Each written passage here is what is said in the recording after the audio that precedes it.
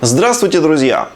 Я сразу специально намеренно не записывал никакое видео по горячим следам трагедии в Кременчуге, где российская ракета попала в супермаркет и, как вы знаете, погибли и пропали без вести десятки людей. Я специально подождал, пока появятся все официальные заявления российского руководства по этому поводу.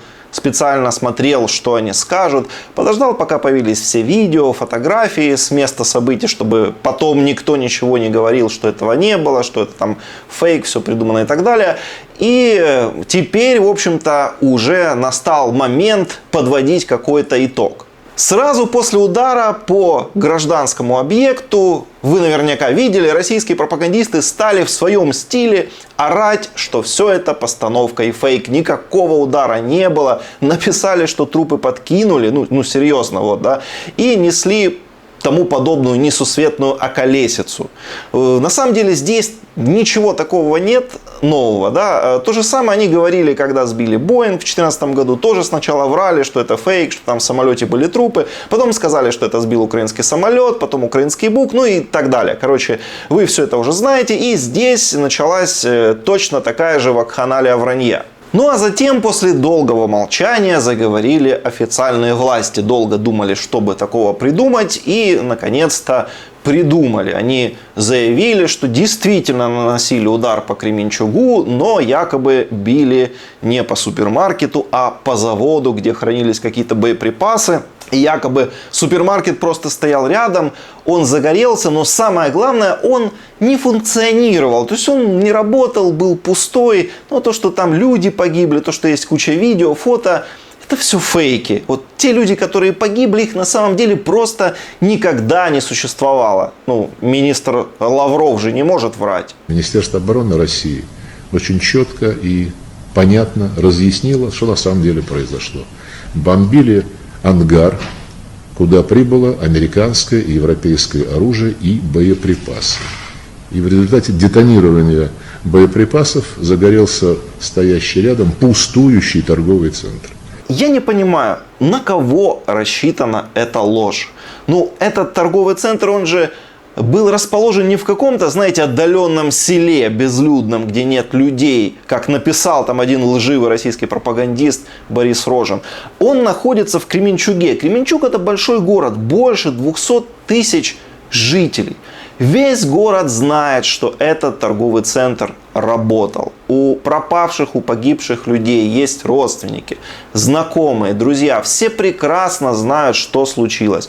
Там на месте трагедии сейчас находятся международные наблюдатели, журналисты со всего мира. Вот они как, вот просто в понимании Лаврова, что вот они смотрят на это все. И они думают, не, это все фейк. То, что вот при нас тут трупы достают из завалов, это все ерунда. Вот политики в Москве, которые сидят, которые не были на месте, да, вот они лучше знают, что случилось. Мы им поверим там, да, а вот то, что мы видим своими глазами, мы в это не поверим. А когда вот списки погибших опубликуют, что скажет Лавров? Что не было никогда этих людей, не выдуманы, да, или как? Когда вот их начнут хоронить, то есть будут тут плачущие родственники, все, он скажет, что это актеры нанятые, которые специально плачут. Мне просто интересно, вот до какой глубины будет это падение, вот до какой степени они готовы позориться и сами себя закапывать. Вот снимки этого торгового центра с воздуха. И тут хорошо видно, что никакие склады рядом с ним не взрывались. Все постройки, вот, которые вы видите, целые. Туда никакая ракета не попадала. Удар пришелся точно на супермаркет. Есть видео попадания ракеты, которое выложил Зеленский. Ну, то есть, все настолько очевидно, что нет смысла даже это дальше обсуждать. Потому что, ну, когда мы начинаем вот это все вдаваться в подробности, это все равно, как, знаете, доказывать, что Земля круглая. Ну, ты выглядишь дураком, когда это доказываешь. Кому ты доказываешь? Ну, кучке сумасшедших, которые рассказывают, что Земля плоская. Так и здесь. Я даже не буду выкладывать видео, все эти чеки, там, свидетельства людей. Ну, очевидно, что этот супермаркет работал. Это все прекрасно знают, что там были люди, что они ударили конкретно туда по нему ракетой. То есть, для чего врет Лавров, непонятно. Но он же тут же, да, после того, как он вот эту всю околесицу рассказал, он тут же открытым текстом говорит, что такое продолжится и дальше. То есть они и дальше будут бить по гражданским объектам, пока Украина не сдастся. То есть, по сути, просто вот такая вот показательная карательная акция. Я говорю это к тому, что чем больше будет поставляться оружие, которое призвано продлить конфликт, продлить страдания мирных граждан, которые постоянно живут под обстрелами украинского неонацистского режима, тем больше задач мы будем выполнять на земле. Задачи эти будут выполнены. Я, когда все это вижу, у меня нет вообще никаких сомнений в том, что они это сделали специально в качестве акта устрашения. Вот вообще я не сомневаюсь в этом абсолютно ни секунды, судя по вот этим их заявлениям и их тону. Если бы они как-то по-другому говорили, я бы, может быть, еще засомневался, что это какая-то трагическая случайность. Но судя по тому, что они говорят, нет, они же просто издеваются. И ладно, Лавров, дальше после него врать и позориться стал уже сам Путин. Да нет там никакого теракта, ни взрыва. Я же здесь был, я просто не знаю. Но... Ну, понимаете, я просто здесь был, я ничего особо не знаю, но теракта не было, зуб даю. Я знаю, что и мы много раз это говорили, показывали это, с беспилотников видно, когда размещают оружие, удары, комплексы РСЗО, артиллерию, тяжелую технику вообще, в жилых кварталах, еще где-то.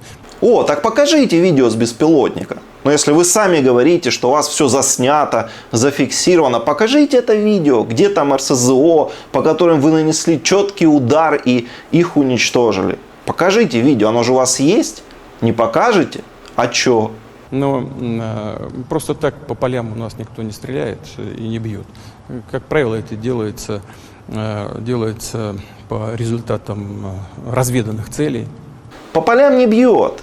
Бьет по жилым домам, по супермаркетам, по СТО. А вот то, что удары туда наносятся не случайно, в это я как раз охотно верю. То, что вы точно знаете координаты и понимаете, куда вы целитесь. Ну, прячут же технику, которую особенно с Запада доставляют во всякие ангары, в рынке, на рынках, на заводах, в цехах, где технику ремонтируют или там приводят в порядок после длительного периода перегонки там из той же заграницы. Ни по каким гражданским объектам российская армия ударов не носит. Ну, то есть, мы не стреляли в супермаркет, мы стреляли в завод. Ну, тогда ничего. Раз в завод, значит, другое дело, стреляйте на здоровье. Ну, это так, что ли, должно восприниматься? Или что, я не пойму. А зачем вы стреляли в завод, который находится на территории другого государства? Вы без объявления войны напали на чужую страну, вторглись, убиваете людей, военных, гражданских. Это уже, по сути, не важно. Вы без всякой причины совершили военную агрессию, военное вторжение на территорию соседней страны, что было ничем вообще не оправдано, кроме каких-то безумных путинских фантазий. Теперь они говорят, ну мы же по заводу стреляли, значит ничего страшного, значит не надо на нас и обижаться. Ну а то, что там куда-то не туда попали, это полная фигня, нечего об этом даже и говорить. Вот вы знаете, вот я когда все это слышу, я понимаю, что они глумятся. Вот они действительно издеваются над памятью людей, которых они убили, и над их родственниками. Они издеваются, это глумление, они насмехаются над этим. То, что они говорят, иначе просто никак по-другому интерпретировать невозможно. И знаете, что я тут вообще скажу? Вот любой режим, он не вечен. Любой режим рано или поздно заканчивается, особенно режим 70-летних стариков. Он уже по определению долго дальше длиться не может. И еще быстрее заканчивается любой вот этот военный психоз, любая истерия. Это не потому, что мне так хочется, это просто биология. То есть человек так устроен. Человек не может долго, бесконечно жить в эйфорическом состоянии. Постоянно это Крым наш, ура, Киев за 3 дня. То есть у него всегда за эмоциональным подъемом, вот этим ура-патриотическим угаром наступает какое-то отрезвление, наступает какая-то фрустрация. Это было в истории человечества уже огромное количество множество раз.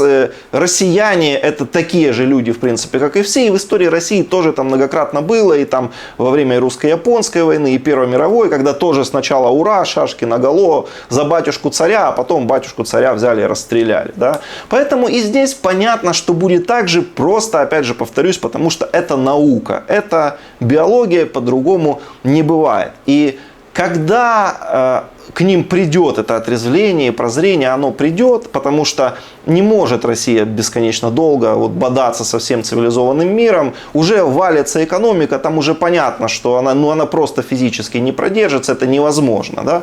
То есть рано или поздно придется договариваться, садиться, как бы, да, идти на уступки, признавать вот эту всю эту дичь, которую они наворотили, да, расплачиваться за нее, и тогда будет очень больно, потому что каяться придется очень и очень долго, искупать вину, да, вот это все изживать, да, расплачиваться за этот позор, за те ужасы, которые они сотворили, придется очень и очень долго, детям их придется расплачиваться. Вот они еще сейчас этого не понимают, но это обязательно придет. За вот это все, что они сейчас делают, за все, что они говорят, расплата придет неизбежно. Можете запомнить это видео и можете запомнить мои слова. И обязательно поделитесь этим видеороликом и подпишитесь на канал, потому что здесь мы говорим правду о том, что происходит в Украине.